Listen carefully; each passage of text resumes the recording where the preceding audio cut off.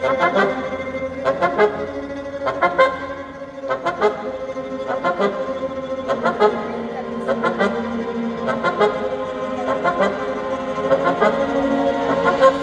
vois un père de famille, je vois un homme amoureux. Je commence par l'essentiel, en auteur rigoureux. J'ai grandi en banlieue, je l'ai chanté a cappella, et cet autoreflet pourrait même s'arrêter là. Je suis devenu un peu poète, pas vraiment écrivain. J'ai laissé quelques textes utiles et beaucoup d'écrivains. J'ai les rimes à l'air libre, la silhouette un peu bancale. Pour garder l'équilibre, je m'accroche aux cordes vocales. Discipline inclassable, alors disons parolier. Une carrière improbable, quelquefois parodiée. Inspiration inflammable, optimisme affamé. Des histoires honorables de quartiers malfamés. De la fibre artistique, j'avais pas vu les signaux. C'est plus tard, prolifique, que j'ai pris les stylos. J'ai tutoyé l'idée que mes poèmes se baladent. J'écris donc je suis, et je suis grand corps malade. Je suis un peu poète, mais je connais peu mes classiques. J'ai trouvé mes modèles dans l'industrie discographique. Je n'ai pas ouvert beaucoup de recueils de poèmes, mais j'ai ouvert mes oreilles dans des ambiances de bohème. J'ai contribué sans le prévoir à populariser le slam, cet art oratoire dans les bars qui caressent l'âme. J'ai écrit comme une urgence des centaines de quatrains. J'ai écrit sur mes souffrances pour faire taire le chagrin. Les victoires en tournoi, oubliant les sournois, c'est pour moi, c'est pourquoi j'ai su miser sur moi. J'ai posé mes textes partout, j'ai eu la voix tenace. Dans des bars de bobos, dans des squats dégueulasses. J'ai rencontré des musiciens qui ont mis sans façon. Des notes sur mes paroles, on a fait des chansons. De la recherche du track, je suis devenu esclave. Et j'ai envie de la scène comme t'as envie de médave. J'aime le stress de mes concerts, pas le strass de mes confrères. Ce que le succès confère, souvent je préfère le contraire. Du show business, des pratiques qui ne seront pas mon choix. Je ne cracherai pas dans la soupe, mais j'en prendrai pas deux fois. J'écris quand je me sens bien, j'écris quand je me sens mal. Quand la vie me déçoit un peu et quand tout est normal. Je n'écris que pour les autres, je veux être entendu. J'écris pour comprendre le monde, surtout quand il est tendu. La musique est un art collectif très individuel. J'écris sur mon reflet comme un duo et un duel. Les écrits sont optimistes, je n'ai pas à me forcer. Mais mon côté clair et mon côté sombre n'ont pas divorcé. J'ai souvent l'œil enjoué, j'ai parfois le regard triste. Dans la norme ou hors piste, est-ce le sort de l'artiste? Artiste, je sais toujours pas vraiment si je connais ce terme. Je me sens comme un cowboy encore surpris par son western. J'écris sur le présent, très peu souvent sur l'avenir. Mais sans être oppressant, parfois le passé m'inspire. Je le remercie à la césure avec ses airs de magie.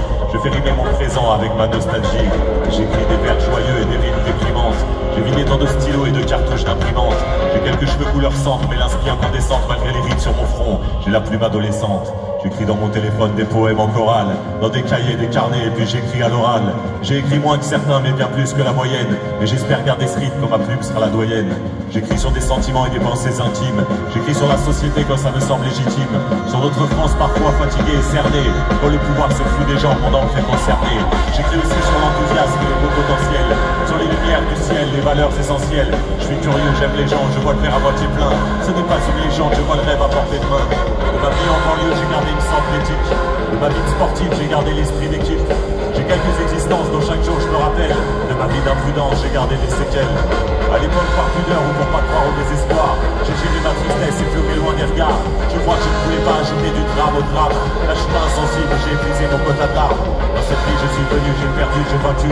Et je suis ce que je suis grâce à ce que j'ai vécu.